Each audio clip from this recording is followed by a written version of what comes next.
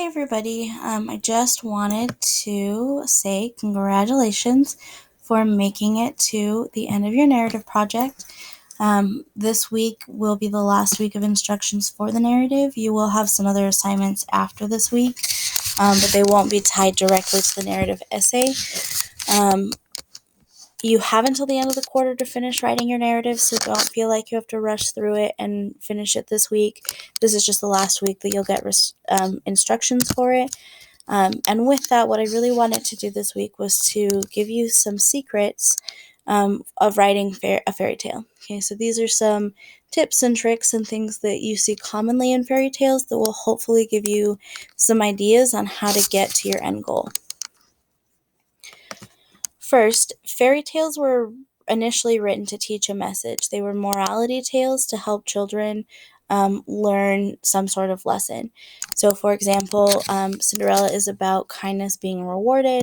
Snow White is about being beware of strangers, and Jack and the Beanstalk, the message is to take advantage of life's opportunities. And the focus of a fairy tale, so there's a moral in the story, and then there's the focus is on solving a problem or overcoming a challenge. So Cinderella has to get to the ball and win the prince. She has to avoid her step family while she's there. Snow White has to escape the evil queen and remain hidden. And Jack needs money to save his family farm and to, not die. So that is the challenge that they are trying to overcome with what happens throughout the rest of the story. And that's kind of what we call the conflict of the story. There's a big goal that they are trying to achieve that really drives what's happening in the story. Another thing to think about is that fairy tales have a few magic numbers. There's the number 3, typically the number of challenges a character must face before they're happily ever after, or the number of gifts a character must receive. There's one particular fairy tale that I can't remember the title of right now, where the character, actually there's a couple, the character is traveling on their journey. They receive 3 different gifts. And then those gifts help them when they get to their destination to win the heart of the princess or the prince or whatever it is, depending on the story. Okay. 7 is another number where it's typically related to characters, but it can also relate to items needed. 7 is a number that in a lot of cultures is seen as complete or heavenly. And so this idea of like you have a group of something of 7s. If you're into cool math facts, or if you're into just some cool facts, there's a link here that has to do with Grimm's numbers. It's just for fun. You don't have to look at it, but I thought it was pretty interesting the way that they broke it down. Another number to be aware of in fairy tales is the number 12.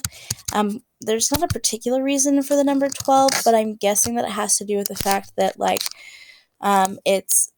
there's a lot of something, but it's not an unmanageable number. So there's the story of the 12 dancing princesses about 12 sisters. There's another one that's called the 12 brothers.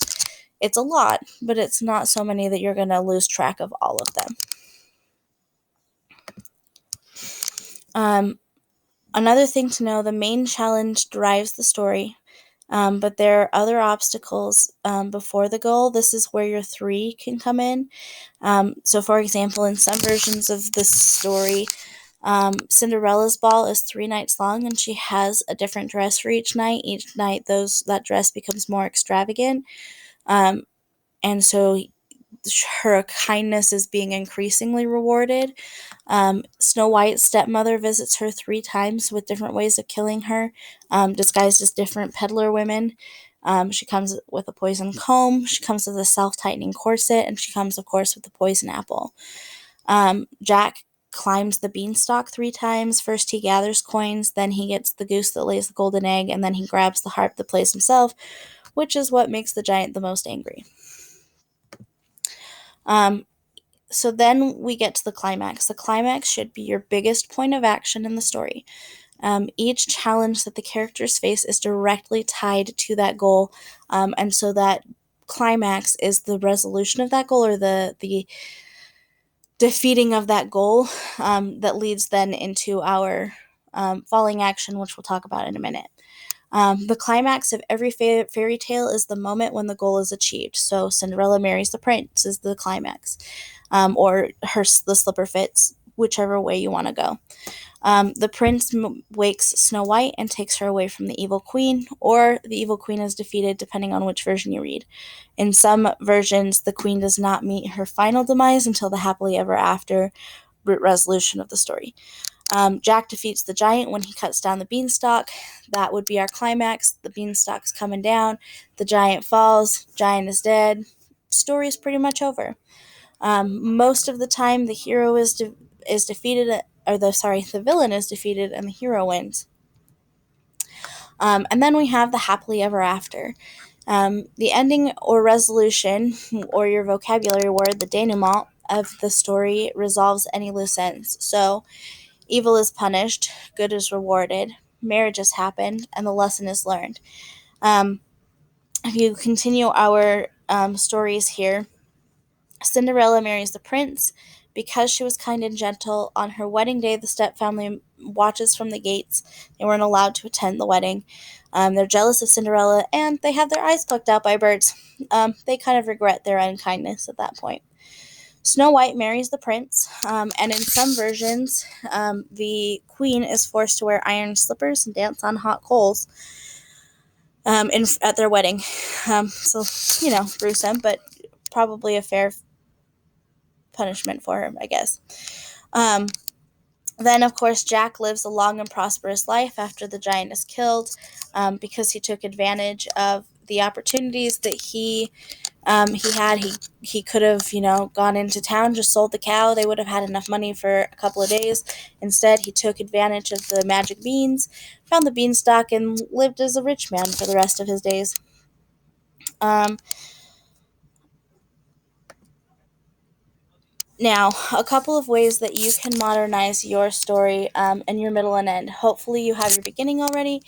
But if you don't, here are a couple of ways that you can modernize your story without losing some of the story itself. So you could flip who wins. Maybe the evil queen defeats in the end instead of Snow White. You could switch characters' gender. How does that affect the plot of your story? What happens if Jack is a girl? Um, Change the moral of the story. Maybe instead of in Cinderella kindness being rewarded, it's beauty. And you could also do, like, instead of magical things, make them technological things. If you watch the movie Sydney White, or if you had the trailer of Sydney White during the Modernized fairy tale assignment, instead of being poisoned herself, Sydney White's Apple computer is given a computer virus, which makes her late for her paper and a whole bunch of other things that, kind of gets in the way. Of course, all of those are just ideas. Do what makes sense for you in your modernized tale. And happy writing, guys. This is your chance to really shine and show us what your storytelling is capable of. As always, if you need any help with anything, please let us know. Good luck, guys, and we will be thinking about you.